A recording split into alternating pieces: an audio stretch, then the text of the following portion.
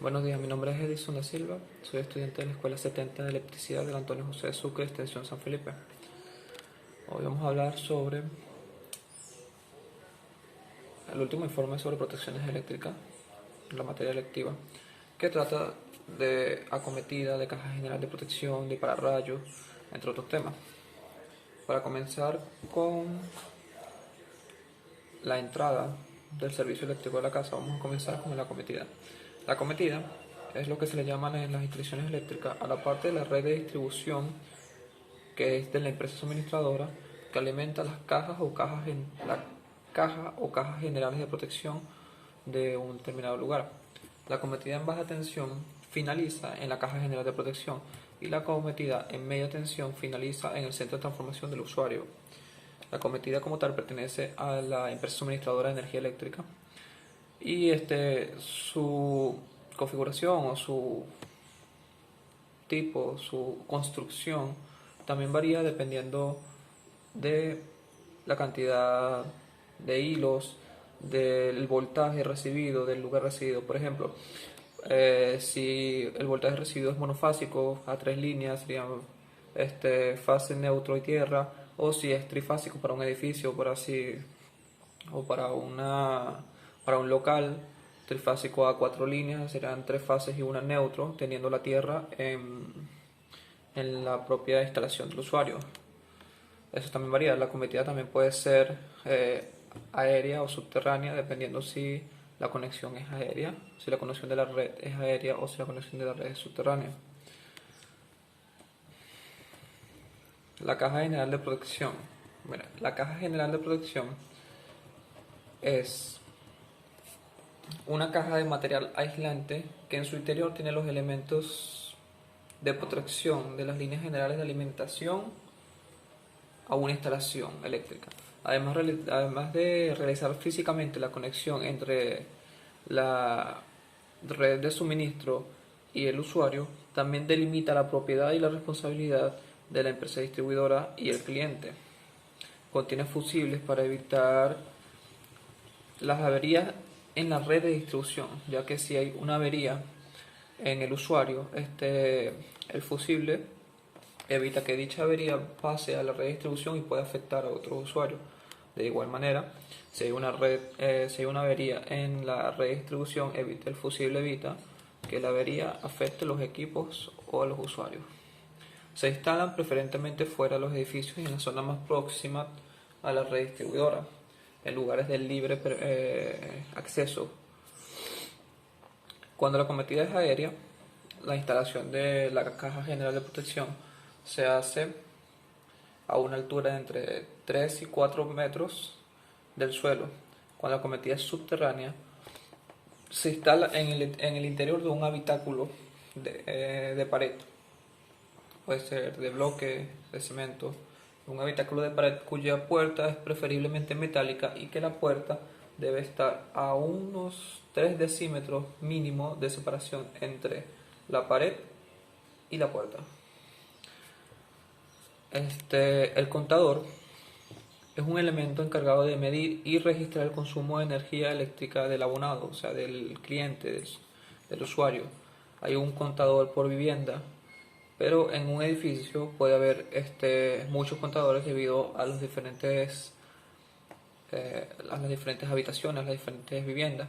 Entonces también están los denominados centros de contadores, que son básicamente un cajón o un armario, un recinto o un casillero, un locker, que tiene en su interior todos los contadores de cada recinto, de cada vivienda, así como también la línea de la red de distribución de protección, que normalmente cuando son más de una vivienda es trifásica, para de las tres líneas alimentar todas las viviendas de manera distribuida y que la carga no esté completamente en una línea o en dos líneas.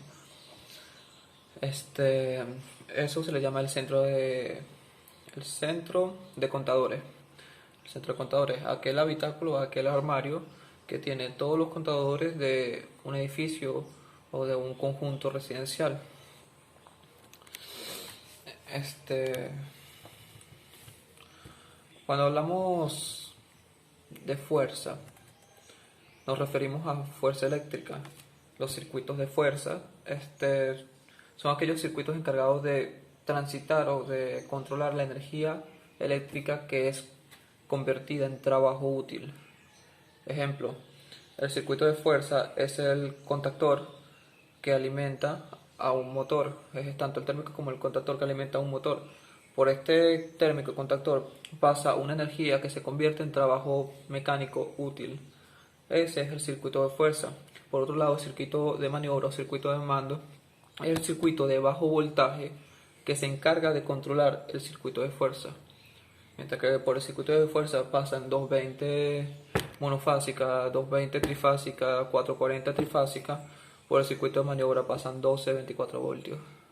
Y en muy escasos casos pasan 110 voltios. Pero normalmente son tensiones de muy baja tensión, que son tensiones de control, entre 12 y 24 voltios. Los encontramos en empresas, los encontramos en hogares, se encuentran en muchos lugares, en todo lugar donde se necesite un control y una fuerza. Ahora, sabiendo lo que es fuerza y lo que es control, ¿qué es la puesta a tierra? ¿O para qué sirve la puesta a tierra? Ve, la toma a tierra es aquella conexión que desemboca en una tierra. La tierra puede ser la tierra como tal, la tierra real, ya que se inserta una varilla o un electrodo a varios metros bajo tierra y de ahí se saca una conexión que va directamente hacia el edificio o hacia los tableros principales. ¿Por qué? Porque siguiendo el principio del pararrayos, que por cierto ya vamos a hablar de los pararrayos, siguiendo el principio de los pararrayos, el electrodo que está sumergido o está enterrado en la tierra, cuando pase una corriente eléctrica parasitaria o una corriente eléctrica desviada o una corriente eléctrica por cortocircuito que se vaya a tierra y esté conectado a dicha tierra, la corriente va a llegar a ese electrodo y se va a dispersar de manera segura. La conexión a tierra es básicamente una protección tanto para el usuario como para los equipos, para evitar que si hay un corto a tierra por parte de algún equipo, poniendo el ejemplo de un motor, que un motor se vaya a tierra, se vaya a una bobina a tierra, que haga un corto a tierra, si ese motor sigue alimentado y está en corto con tierra, un usuario puede tocarlo y va a sufrir una descarga. Si está protegido con su aterramiento, la descarga del corto va hacia tierra y hay mucho menos probabilidades, o es casi improbable, que el usuario sufra una descarga. Ahora, hablando de los pararrayos. El pararrayo es un invento que se conoció en los años 1500, si no me equivoco, por parte del inventor Benjamin Franklin. Benjamin Franklin fue el inventor del pararrayo, efectivamente. Pero no fue hasta el año 1919 cuando Nikola Tesla replanteó, reestudió y repatentó todos aquellos datos de Benjamin Franklin sobre los pararrayos. El pararrayos, como lo dice su nombre, es para captar los rayos. Si bien el nombre dice parar los rayos, en realidad es para captar los rayos. Funciona de la siguiente manera. Cuando hay una tormenta eléctrica, hay una carga eléctrica en el cielo. Dicha carga también energiza el suelo. Estando el pararrayos ubicado, y siendo que el pararrayos es solamente un electrodo de largo alcance, cableado hacia un electrodo enterrado, resulta que la carga eléctrica del suelo alimenta el pararrayos y el pararrayos, estando alimentado por la carga eléctrica del suelo, ioniza el aire circundante.